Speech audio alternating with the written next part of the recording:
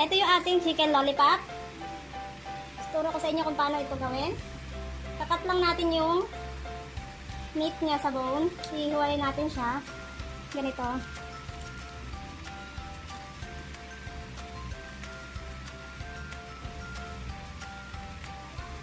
Saka natin siya hilahin pababa. Yan. Pag ganyan siya.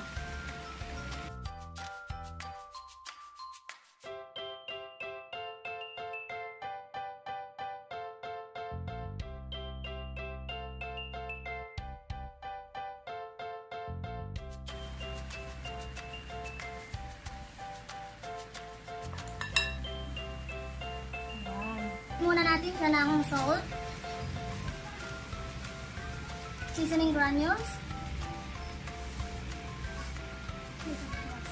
at saka black pepper.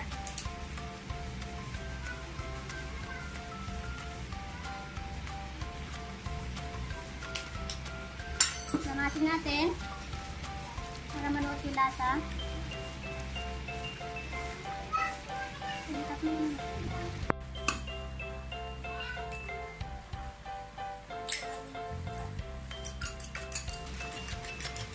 Lagyan din natin siya ng konting seasoning granules, black pepper,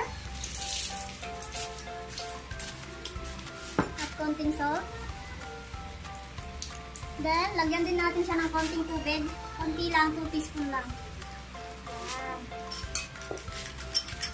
Okay, so pagkatapos na natin siyang batihin, idikit na natin. Meron pala tayong breadcrumbs na ating pangkokoten sa ating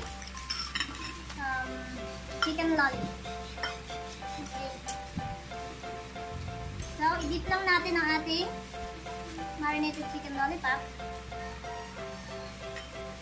Saka natin siya i-dip dito sa breadcrumbs. Make sure na coated na siya masyado yung full chicken para crispy siya.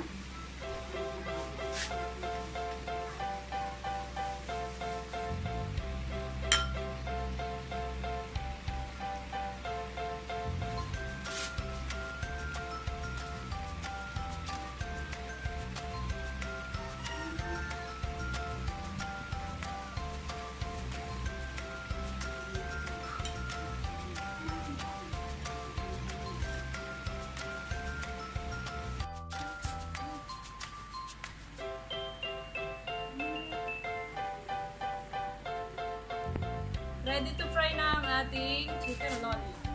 Make sure na mainit na ang ating mantika bago natin